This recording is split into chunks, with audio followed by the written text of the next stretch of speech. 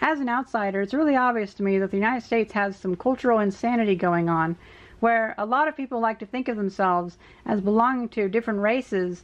Meanwhile, they all look and act like the same annoying Americans. At this point, I've realized I'll never truly understand it, because it's mostly like a mismanaged nut house where everyone's at each other's throats so much that no one can heal from anything. Well, it reminds me of these old tapes that I have from the 1960s, some of them talking about civil rights and stuff like that. And I'm thinking these actually might be historically significant because they might not be archived anywhere else. I already showed the first tape on my channel a few years ago. Tape number 2, talk by Channing Phillips on civil rights from television, 1968. That'll be interesting. I listened to a few minutes of it earlier and it seemed like an interesting person.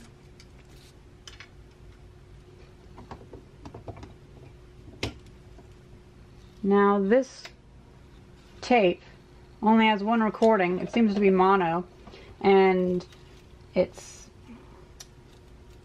on this particular recorder. It seems better on channel 1, so I'm gonna do it on that. It seems like it had some television reception static, so here he goes. Black United Front, the member of the Executive Board of the American Civil Liberties Union. In addition to holding other positions with several organizations, he's a National Democratic Committeeman from Washington, D.C. And in 1968, he was chairman of the District of Columbia delegation to the Democratic Convention. It was at that convention that the name of our speaker came to the attention of the national public. For he placed forth in Democratic balloting as a favorite son candidate for vice president. He received 67.5 votes from 18 states out of several hundred black delegates at the convention. His response to that fact was that it was a significant beginning. It's a symbol of what the black community is going to do in mobilizing its political strength to deal with the man. Ladies and gentlemen, the Reverend Channing P. Phillips.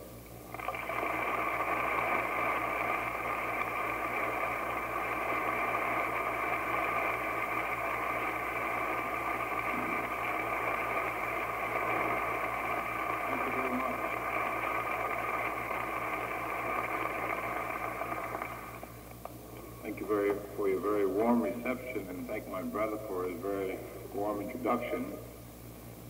Make one correction, I ran for president instead of vice president. Doesn't make any difference since I lost, but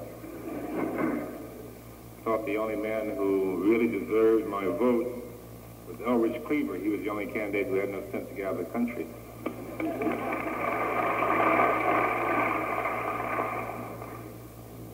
Can't tell about the acoustics in this place, so anybody who can't hear, I always say stand up and say so. I say that with some fear and trembling. I said that about 2 weeks ago to an audience.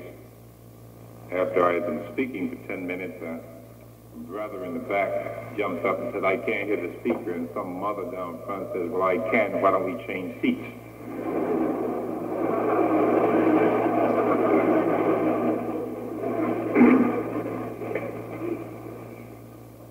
It's good to come to the University of Illinois because I've heard so much about it and never had a chance to come here. When I was in service in World War II, I always wanted to get stationed at Chanute Field because I heard great things were happening around here. Didn't have quite the student body that you have now, so I assumed that things were happening.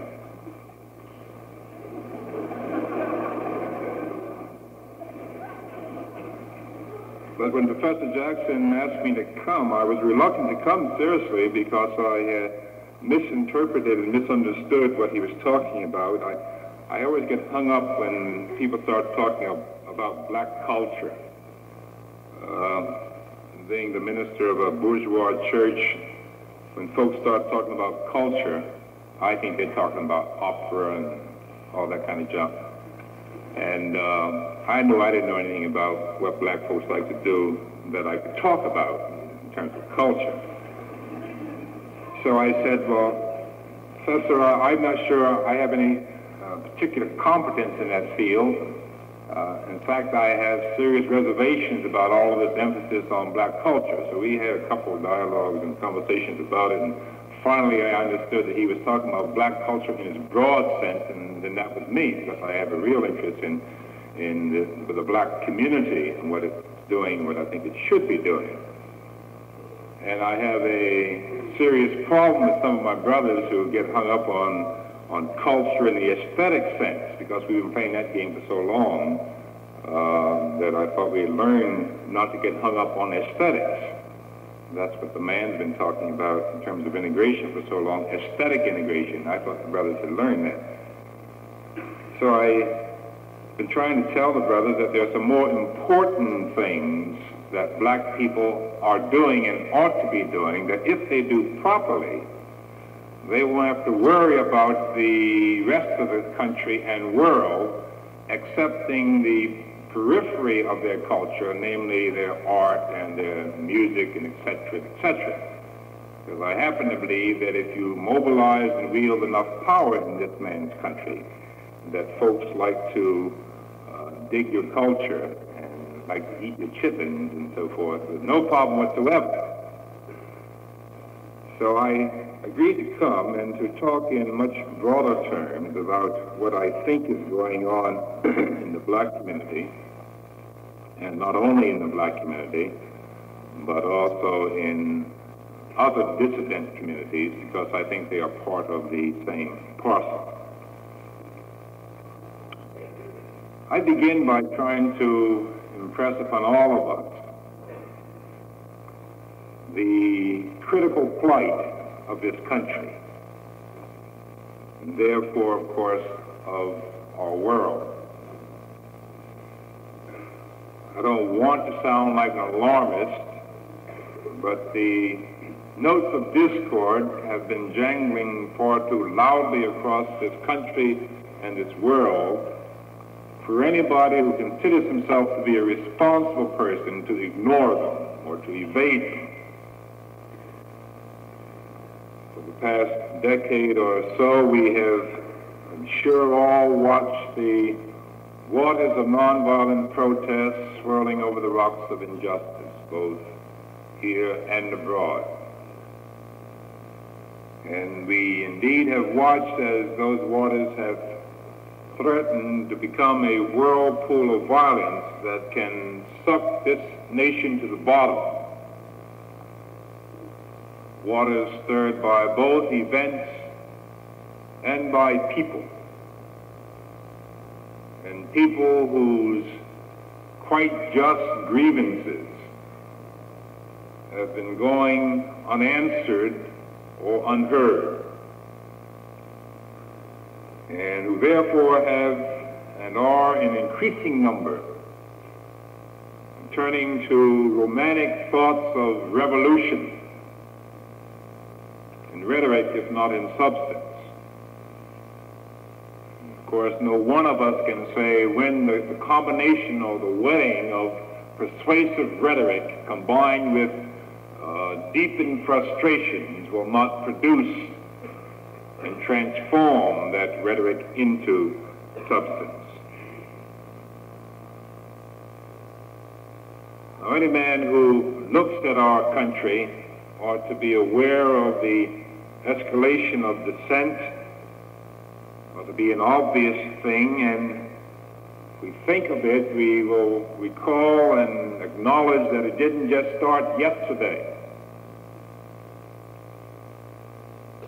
As we think about black culture and what black people are doing today and where they are, it's useful, I think, to think about what the black man has been doing, because as the most viciously oppressed people in this land of the free and home of the brave, black people have been giving historic and continuous and, I think, responsible leadership to dissent from all that keeps this country from fulfillment of its potential and its promise. That is not to deny that others have not also contributed and joined in the dissent. Indeed, they have.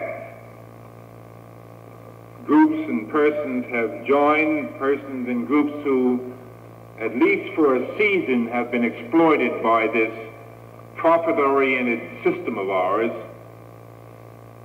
that seems to so frequently confuse priorities of persons and property,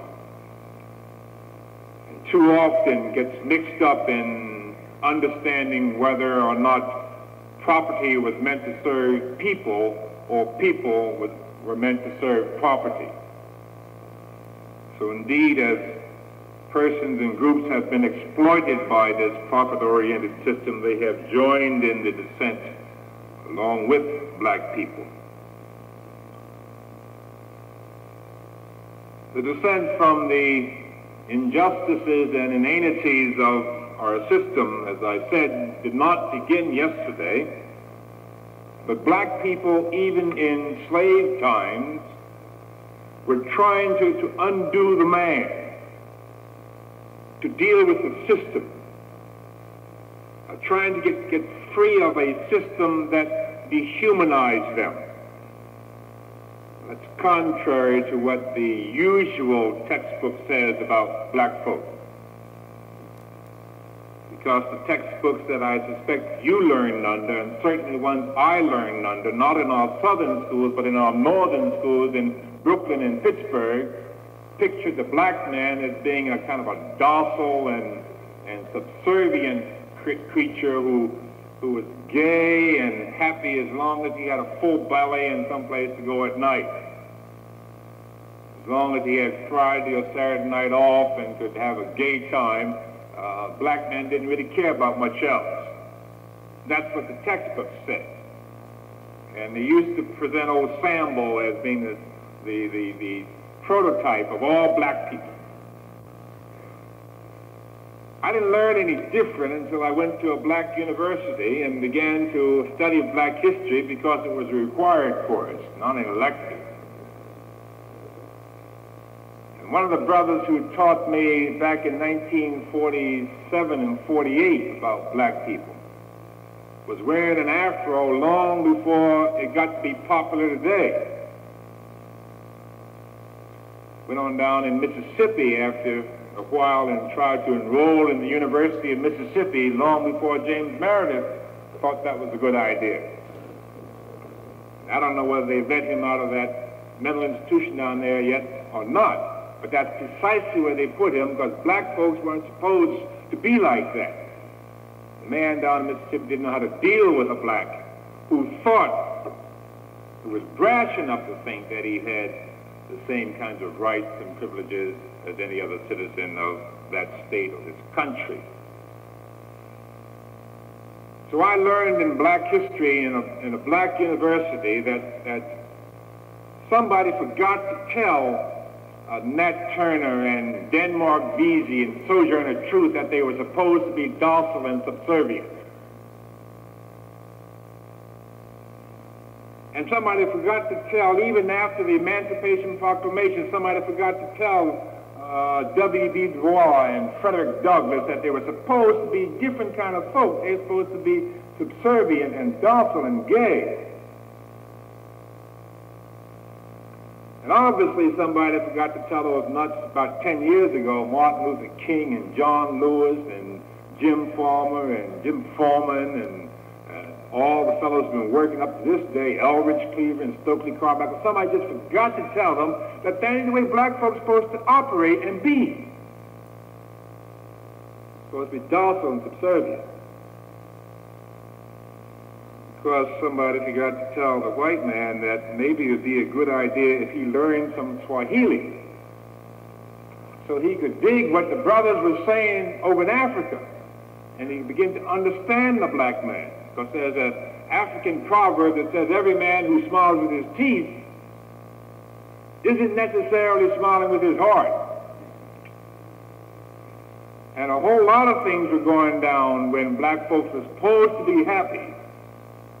That if the man had studied his Swahili and heard the brothers talking that stuff, or if he had just listened to the words of some of those spirituals he might have understood that the black man, far from being docile and gay and happy, was involved in trying to mobilize power. Because that's precisely what he was doing. For the long, long and tortured years of his life in this country, he's been essentially seeking to mobilize power through all kinds of strategies. Because he needed to, and he needs to gain sufficient freedom to be himself. That's all he wants. To be himself. Freedom to shape and determine his destiny in a manner that's consistent with his brother's need to shape and determine his destiny, whether his brother's white, black, red, green, or blue, but in equal measure with his brother.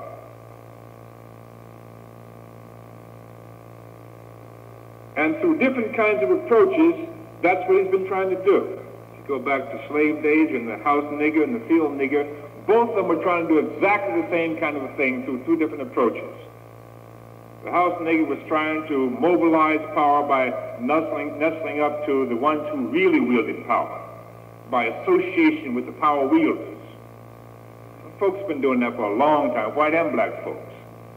All kinds of sycophants around who attach themselves to people who have power in the hope of some of it rubbing off and being able to use that association to wield power themselves. And then the field nigger, who was deprived of that kind of association, if deprivation is the word for it, was trying to mobilize power in a different way. He's down in the field plotting insurrections,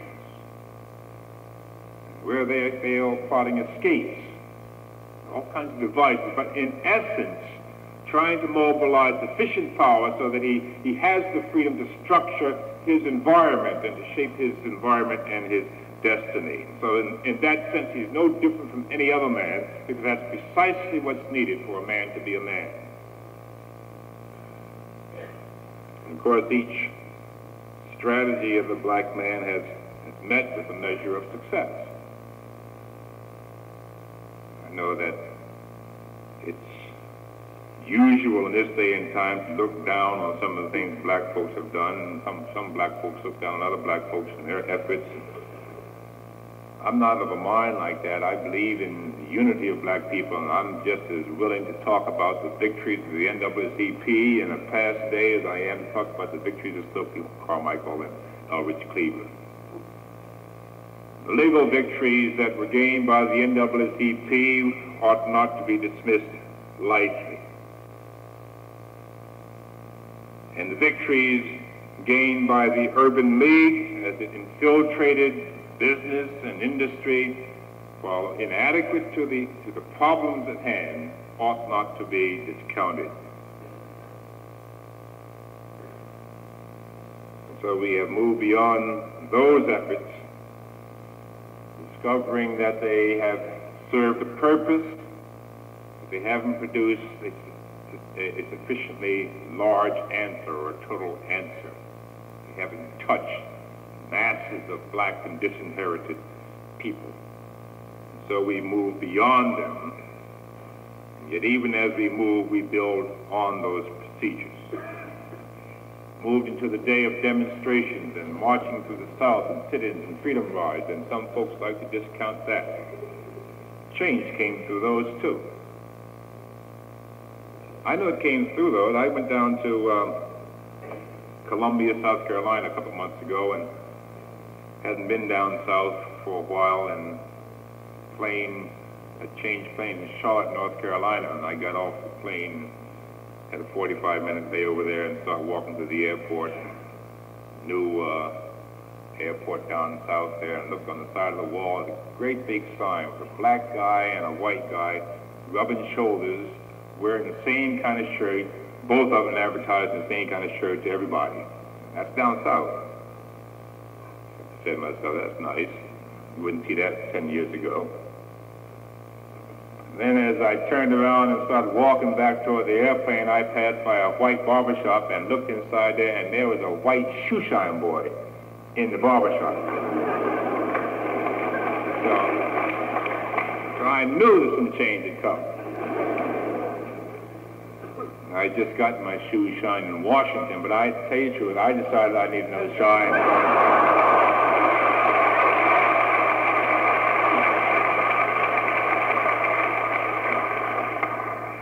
So I straightened myself up and walked in the barbershop and walked over to the chair and sat down in it.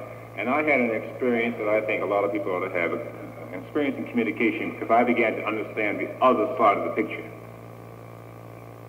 Because all I could do was sit in that chair to keep from reaching down and rubbing that boy's head for good luck. I began to understand, you know, what it's like. You need that kind of communication, and the change is coming, and people are talking more honestly. I was doing a thing with some businessmen one day, and I used the word honky. He got all uptight and raised his hand and said, "Dr. Phillips, you mind if I ask you a question?" I said, "No," he said. "Why is it that you all want to start calling people honky just when the white man stopped calling you nigger?"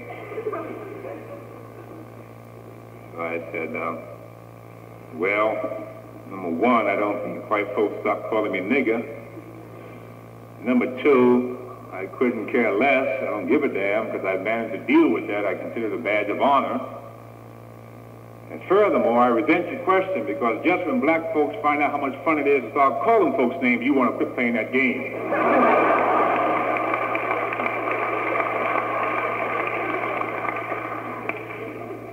So there's a whole process of learning going on, and some of it's fun. You begin to understand the other side of the coin, why the man's been doing certain things.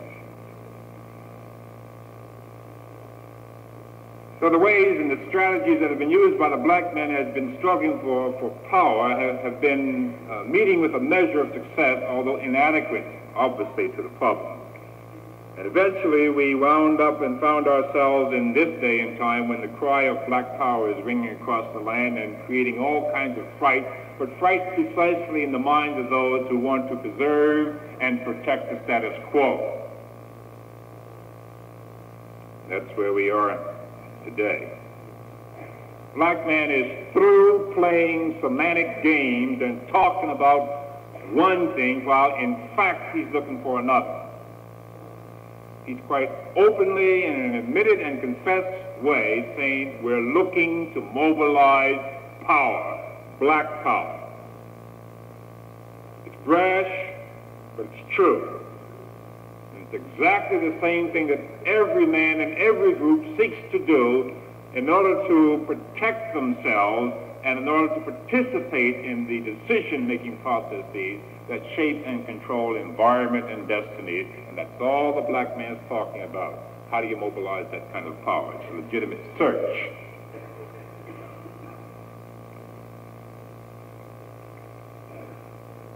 And he's being joined in this search for power. Not only is the black man searching for that kind of power and that kind of participation, but he's being joined by dissident students. I didn't check the paper when I came here, but I assume you all had a riot or two on this campus. But he's being joined by dissident students, many of whom have come through the value system of this country and reject it as being false, shallow, and hollow, and hypocritical. And he's being joined by an increasing number of adults who, because of the Vietnam experience, are convinced that this country has prostituted its values. And they're concerned enough to dissent from this system and seek to reorient it, and to restructure it, and to redistribute the power in this country so that decisions that are proper and just can be made. Little old ladies in tennis shoes and businessmen against the war in Vietnam, all kinds of folks are uptight about the direction in which this country is going. And the black man is involved in precisely that same kind of struggle and has been consistently since he found himself on the wrong end of this country's stick. That's not new. A lot of folks have been trying to tell this country that something was wrong. I believe that many national leaders recognize that the country is sick, it has cancer, but they're afraid to tell the family. If you think about the 4 assassinations in recent years and consider the kinds of causes that these men of national prominence were espousing, you begin to see what I'm talking about. President John F. Kennedy, who began to talk about unilateral disarmament. Doesn't sound like much, but when you start talking that language in a country whose economy is based on making war, you're in trouble. Malcolm X began to talk about black dignity and black pride. That doesn't sound like much in Africa, but when you start talking like that in a country that's based on white racism, you're in trouble.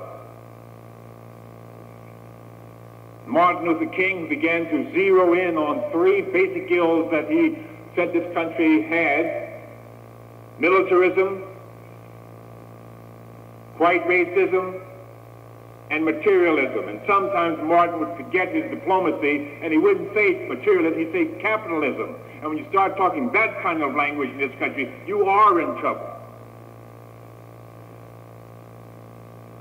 Bobby Kennedy, who began to be seen as the champion of the disinherited and began to talk about serious tax reform, a redistribution of this country's wealth and affluence, you're in trouble. Indeed, all of these voices and some similar to them have been stilled, but nobody ought to be fooled into thinking that the causes that they espouse have died, for indeed the dissent in this country is all wrapped up in this. We've got to recognize that, and that the black man's revolution is part and parcel of it, because I honestly believe that in fact we're not talking about color.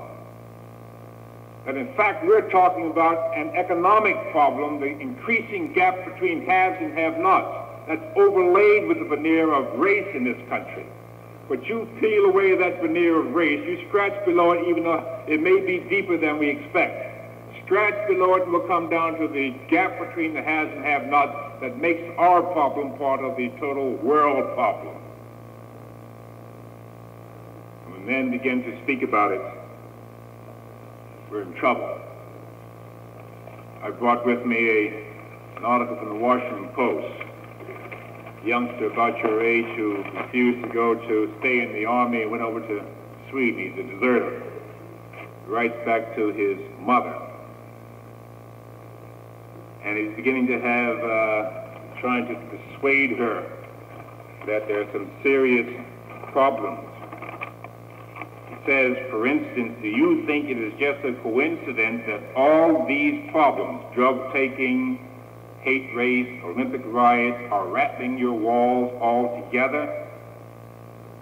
Try to go beyond your lame college education, socially brainwashed upbringing, and realize that Bill's problem, that's his brother Richard's problem, my problem, your problem, black America's problem, Vietnam's problem, the drug problem, the crime problem, the French problem, the Olympic problem, etc., all have roots that lead to the same thing. We talk about systems. Talking about systems. And an increasing number of people who are preparing themselves to deal with a system that does not provide a structured, just, and equitable society that needs to thrive off other people's misery. So the black man's drive is legitimate, and he's no longer willing to play the semantic game. He's now searching for power. There are 3 forms of power available to the black man, as there are to most people.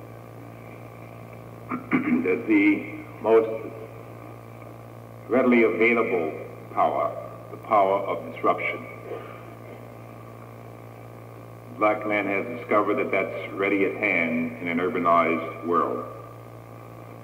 Whereas it used to take him 6 months to do the logistics and to assemble 250,000 folks for a march on Washington to try to quicken the conscience of this nation. It doesn't take them but 3 weeks to assemble 50 guys to burn a city. That doesn't condone violence. That simply understands that the depth of frustrations in our dungeon, in our urban dungeons, makes violence almost inevitable. Then the responsible thing would be to try to channel that violence so that it becomes most constructive. It's like a stream coming down the mountain. It's going to come down. As it comes down, it may get involved in eroding the soil and creating all kinds of havoc and damage. Whereas if you divert that stream and send it over this way, you might get it to come down where it turns generators and becomes constructive, produces electricity, all kinds of beneficial things. And there are responsible black people who recognize in the depth of the frustrations and knowing that violence is inevitable because the answers are not coming, think that the responsible thing to do is to divert this stream over here where it will do some good and be constructive. Don't let it come down in the black community and burn the black community up, because the white community doesn't care about that. Send it down to the white community and burn that community up and see how much they care. That's responsible use.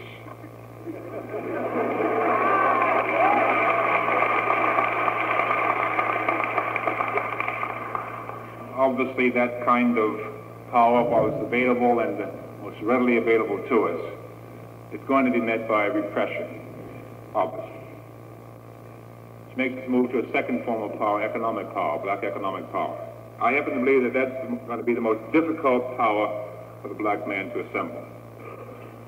It takes a great stretch of imagination that I confess is beyond me to imagine the structure in a profit-oriented society voluntarily creating additional structures against which they will have to compete. And all Mr. Nixon's talk about, President Nixon, I have a problem with getting that in there. All of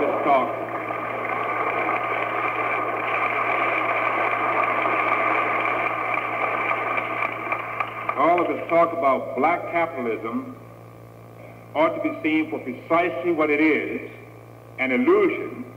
Because if white capitalism can't solve the problems in the white community after all these years, you still have 40 million people who live below the poverty line.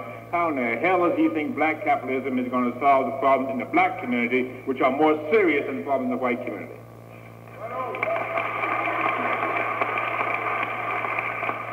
What he will probably do, if the white man is true to his usual self, is to throw $10 million out into the black man's lap to develop black entrepreneurs, not tell the black man that it requires $500 million to compete in that market, and then when the black man can't do it, stand back and say, I told you you weren't ready. But we're not going to get caught up in that bag, because that's not speaking to the masses of black people who are passed by any entrepreneurial system. Looking for something more. The third form of power, and the form of power that I think is the most viable form, is black political power. And even that has its limitations. Given the increasing blackness of our cities and the makeup of our cities, I think if black people and radical whites who want to participate on blacks' terms, given the increasing blackness of our city, if they do their homework, namely the hard precinct work, the ward work, the registration, it will be possible to mobilize black people so they begin to control their communities and eventually come to the time and place and the way in which they mobilize the black vote into a block vote that's negotiable. Both economic power and political power work in somewhat the same fashion.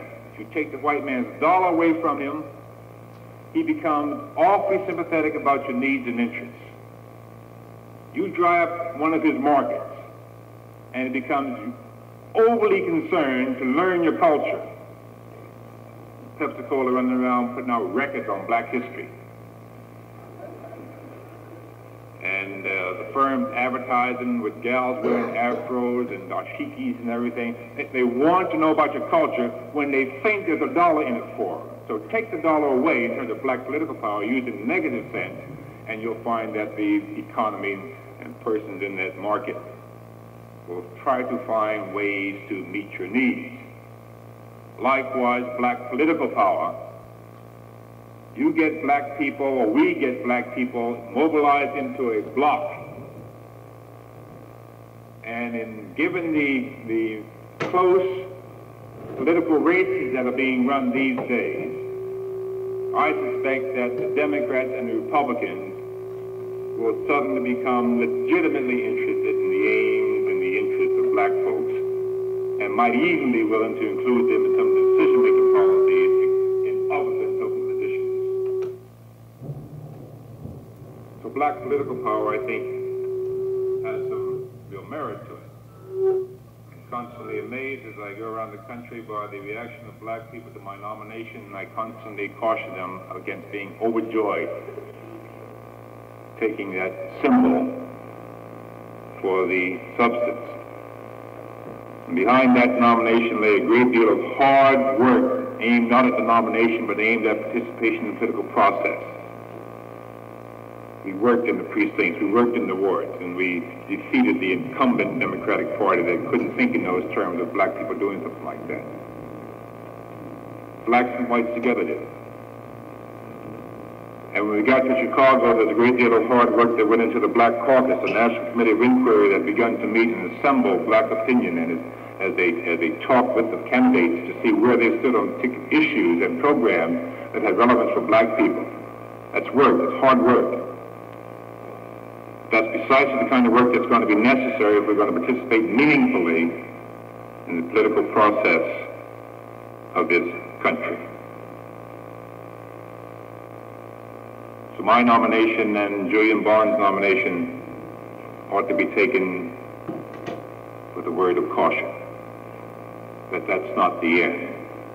That's the beginning. Black men won't be satisfied until a Julian Bond or Channing Phillips or some black man or woman is elected to the office rather than simply running for it. Might be Shirley Chisholm the way she's going.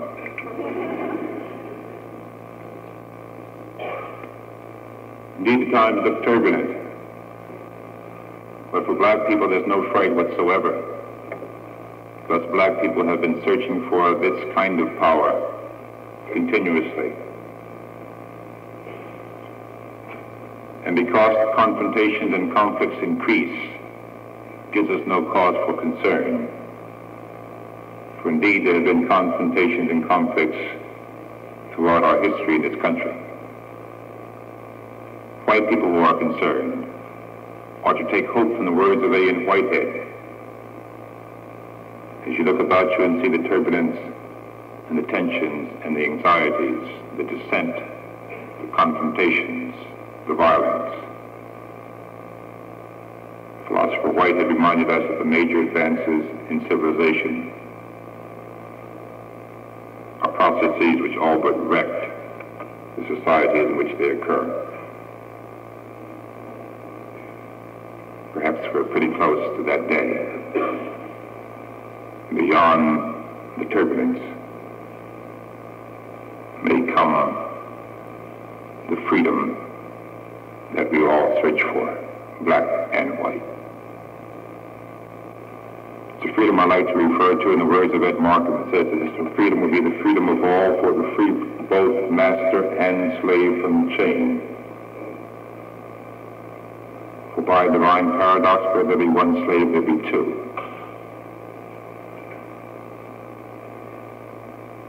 And in the wonderful reciprocity of being, we cannot ascend to the higher levels except our fellow ascend with us.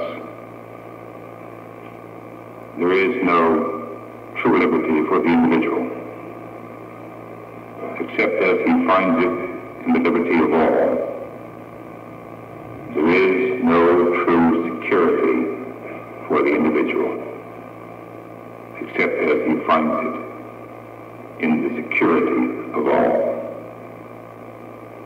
That's the freedom for which black men search, and we hope white men join us. Thank you.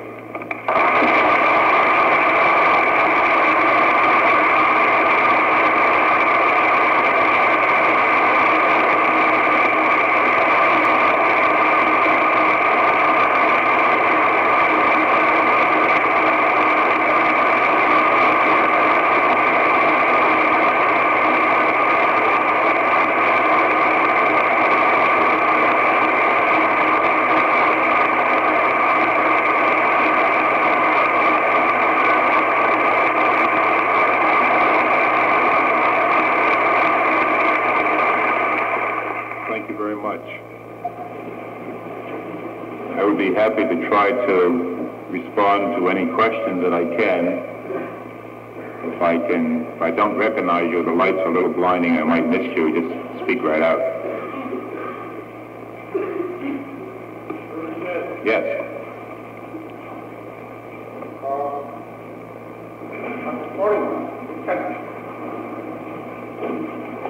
I have an assumption which may be right or wrong. I want you to correct me if I'm wrong. I can illustrate the life of the black brothers and sisters in this country with letter Y. Okay? There are very few people in the open space of that letter Y. There are millions of others in the narrow line there. People supposed to be in the cross.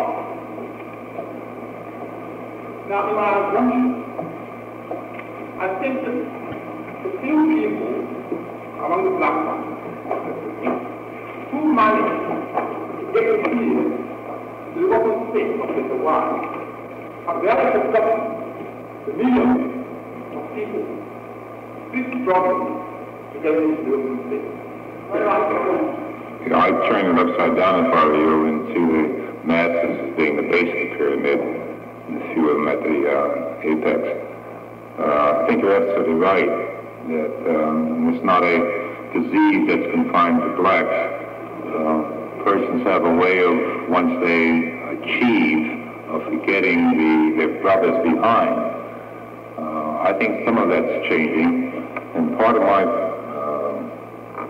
problem with some of the mythology that's developing around the whole Black Power movement fails to recognize that the black community, in fact, is not monolithic any more than any other community.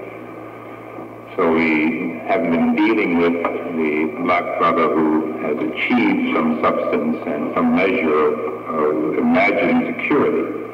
The black bourgeois is in perhaps the same category that the Jewish people are in.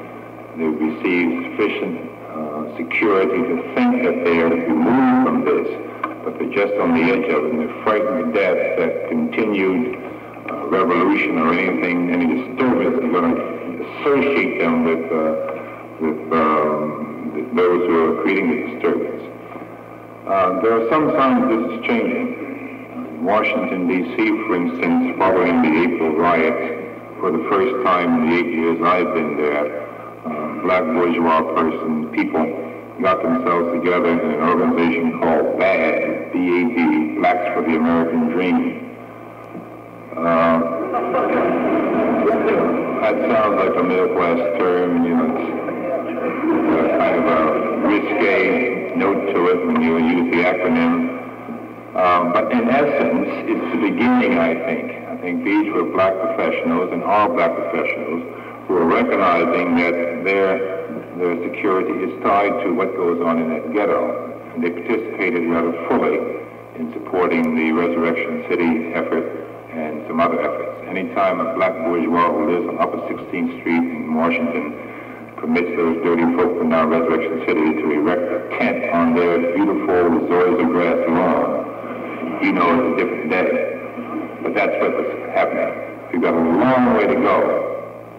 But I think as the As the movement becomes more sophisticated and recognizes that to get the kind of unity we're talking about, that we've got to be willing to listen to them as well as they're listening to us, I think there's a possibility of providing that kind of a unity. The anticipated repression in this country may well be a unifying factor in that direction. Because I'm sure that when the man comes down there, as they did during the riots, when the troops came in there, they didn't stop to ask the black man whether he was GS-2 or GS-15. They just told him to get off the streets.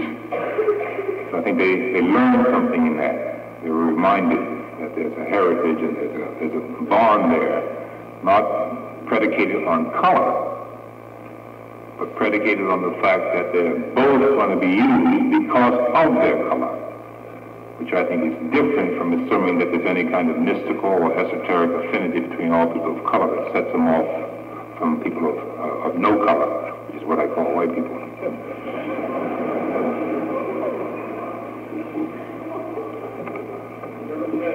Yes.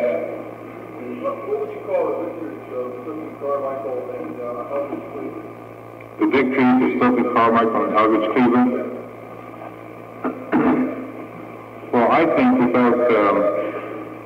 without the Cleavers and the Stokeleys and the Malcolm X's, the victories that we usually attribute to the Martin Luther Kings and the Whitney Youngs and the Roy Wilkins would not have been achieved. So I think they participated in that very seriously. I think the mobilization of black people into such organizations as the Panthers that are prepared for self-defense is a victory. I believe that the kind of spirit and backbone that's being given to black people who heretofore, for one reason or another, have not been willing to stand up and be counted and be men is a victory. So I look upon Stokely, and well, I said once to an audience, and I still say it, that if you really look at the concept of patriotism and see the real patriot as being the one who believes deeply enough in this country, then the real patriot of California isn't Governor Reagan, who wants to preserve the status quo, even though it's unjust, but it's Eldridge Cleaver. And you can follow that same line of reasoning, I think, legitimately, and see that the real patriot of Chicago isn't Mayor Daley,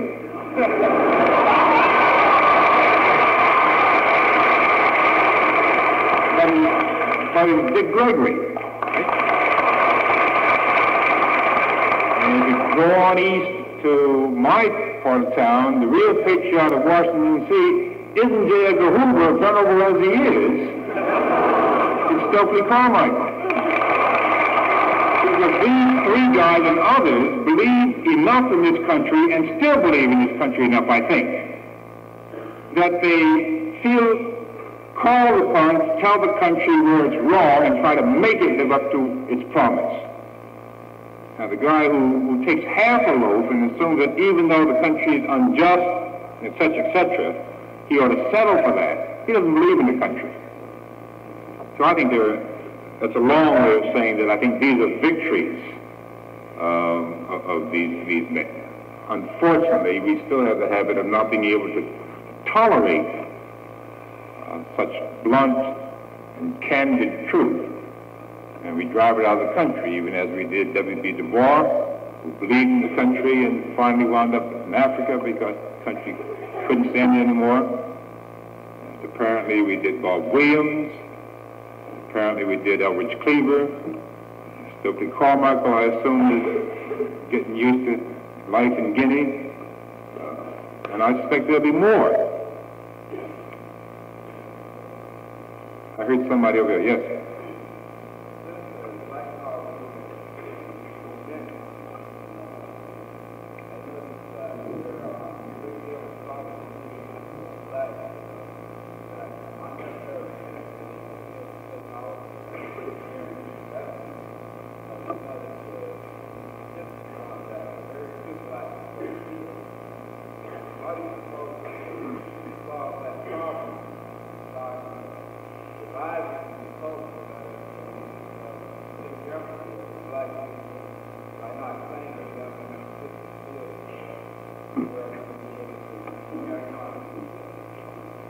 I think one of the biggest mistakes, the question is, since the Black Power movement has been gaining momentum, apparently from the records, a decreasing number of black students are enrolling in the technical fields, in engineering, and some of the fields of technology.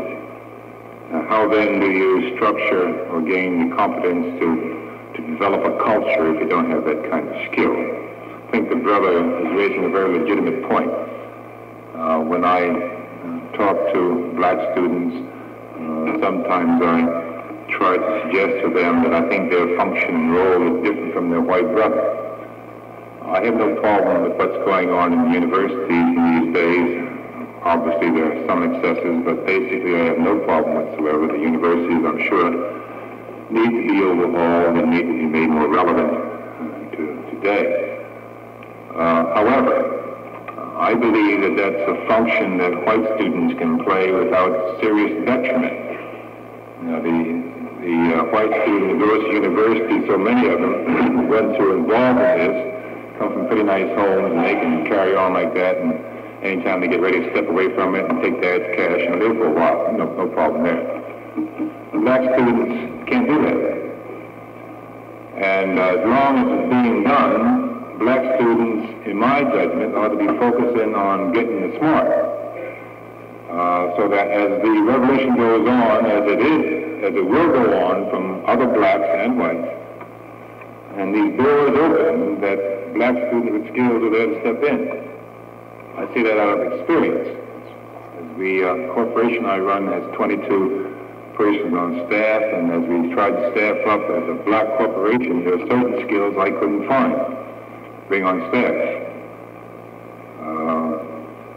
Capable black real estate lawyers, for instance, are so scarce that you can't get them to come on full time to do housing for poor people.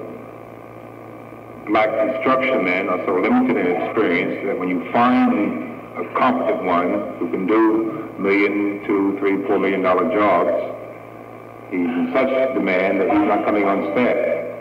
So we wound up with a strange polyglot corporation. The general counsel is Jewish. They're not supposed to care about black folks, but he's there. The packager, the guy who puts the team together and develops the property, is Jewish. The accountant is Egyptian. Now you dig that, yeah. And you talking about a cat walking softly through the hallway when that Israeli and that Egyptian get together. That's me. And the architect is from India. And we set out to build a black corporation that could function in the ghettos, and it functioned in the ghettos very well.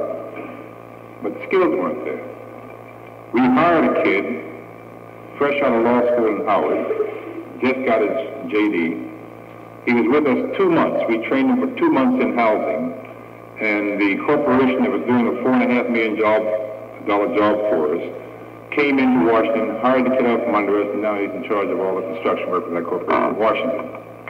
They're in that kind of demand. What I'm saying is that I think you're absolutely right. We're talking about black folks rebuilding, black folks doing their thing, and black folks going to have to get their skills. And while some are getting them, we need them in far greater number than is available. So you all let white students raise all that ruckus and get put in jail and stuff. Y'all just keep on studying your books.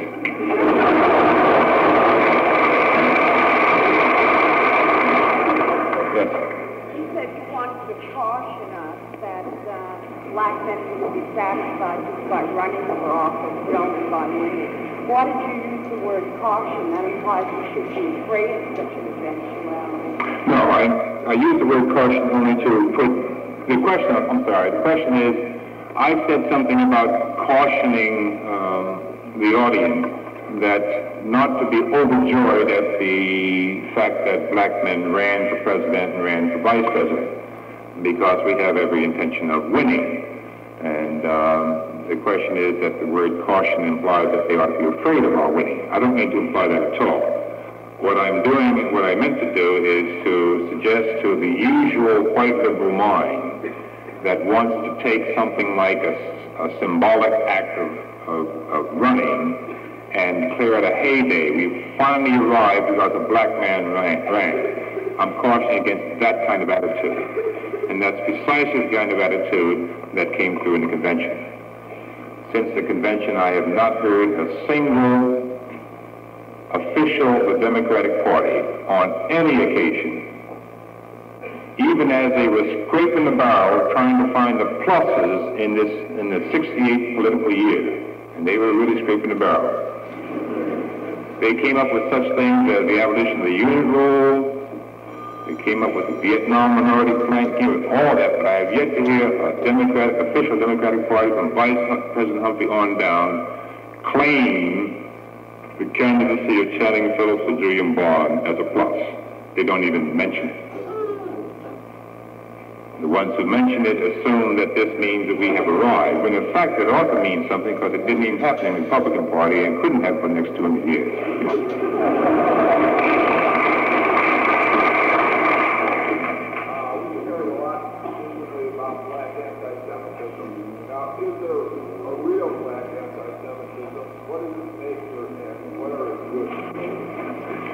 No, I don't think there's any black anti-Semitism. I don't know who. I saw a discussion somewhere on the plane the other day. I don't believe there is a black anti-Semitism at all.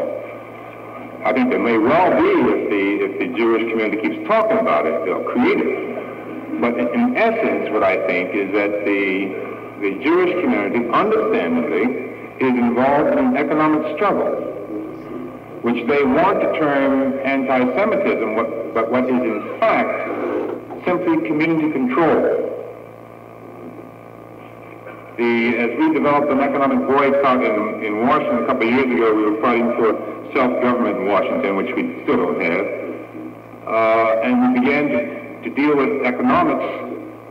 We did so in one of the smaller ghetto areas of Washington, and obviously and inevitably we ran into small mom-and-pop stores that turned out to be Jewish. Now, it wasn't the fact that they were Jewish. It was just the fact that they were the small mom-and-pop stores that have to charge certain prices to make it in competition with these chain stores. Well, if you understand it on an economic basis, you don't get caught up and stressed out in the anti-Jewish thing. In New York, I see it the same way. Unfortunately, it's blown up in different proportions, but it's, in essence, one community trying to protect its job, the other community trying to gain control. And it had been a group of Irish teachers, it had been the same thing. Then Italian teachers, exactly the same thing. Not anti-Semitism, but the continuing contest for power. Unfortunately, I think the Jewish community has overreacted certain segments of it. And hopefully the communication dialogue will continue so that we get to understand one another again. Now, I think in some sense, the black community gets turned off by the Jewish community because it expects more of the Jewish community. It expects more because it knows the Jewish community has been through the same kind of oppression and misery. And you therefore know when a brother's been through it, that you ought to be more sympathetic to what's going on in your community. It's just pretty difficult for a person to get removed, the generation removed from that. As one rabbi told me, that the problem with the Jewish community today is that there are too many Jews who haven't suffered. And I suspect that the black bourgeois is the same way. Once you get a move from it, a generation move, you quickly forget what your brother's like down there. I don't call it anti-Semitism. Yes? Do you see the Black Power movement keeping pace with the increasing gap in education, housing, and jobs that's occurring in the country, and which will, in my mind, probably speed up what was the cutbacks in welfare and attempts to cut down on inflation and things like that? Will the Black Power movement, keep the ghettos moving ahead, or are they going to get worse? Eventually slow. Now, the question is, will the Black Power movement keep pace with the burgeoning needs in the ghettos in terms of housing, education, employment, etc.? No, I don't think it can. I'm not one who believes that that the black community can pull itself up by its bootstraps. Again, the problem is too serious, too interrelated for that. Even as we work in Washington, for instance, to give you a sample, as we rehabilitate housing in Washington, every time we do a multifamily project, we've got to go out to the suburbs and find additional land to relocate the overcrowded families. Unless somebody's out in the suburbs working on that angle, which is where white people can do their thing, that aids and abets what black people are doing, then we can't solve the problem. We simply continue the ghetto. And I suspect that the problems of education, etc., are a similar nature and fashion. In essence, I believe deeply that the problem will not be solved until the country gets over its hang-up with the word socialism and begins to deal with it realistically and incorporate socialist programs into our economy, into our society. We do so, we've been doing so. All the stuff that the Democratic Party is proud about, sticks its chest out about, they actually got from Norman Tomlinson's Socialist Party 20 years ago. And they talk about Social Security, Medicare, etc. They're talking about Socialist Party platform that the Socialist Party kept hammering away at until the Democrats co-opted. But we've got to close that lag of 20 years. It's down to about 6 years lag now, but we've got to close it even more because the need is too grievous. Let's take one more here. As a Christian minister, what part do you think religion is playing and can play in bringing on your desired goals? The question is, as a Christian minister, what part does religion play or can play in bringing on desired goals?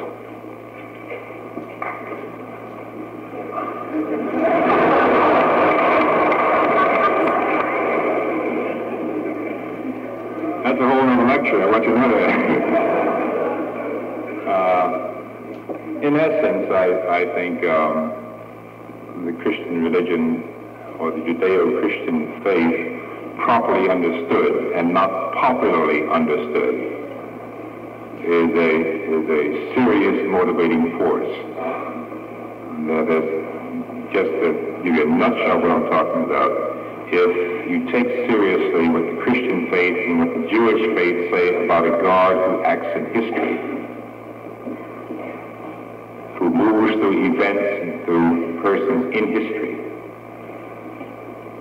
then you're called upon to participate in such movement, which drives you into politics, drives you to deal with economics, drives you to deal with the institutions and systems that structure our society to effect justice, which is the closest approximation to love.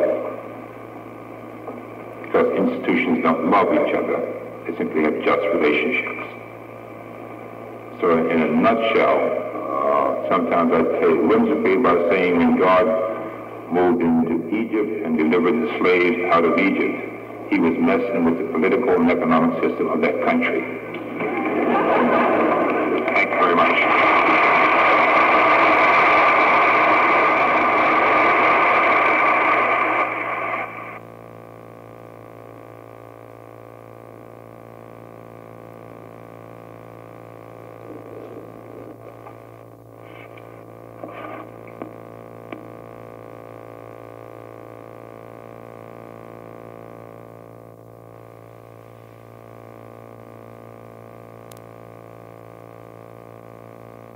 Afro-American Lecture Series, Champaign, Illinois, 4th of April 1969 in Springfield. Pick this up from WILL.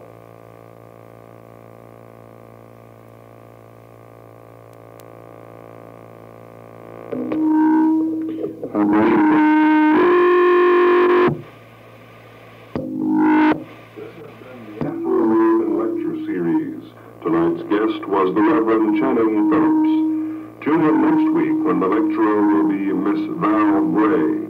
This has been a WILL TV videotape production.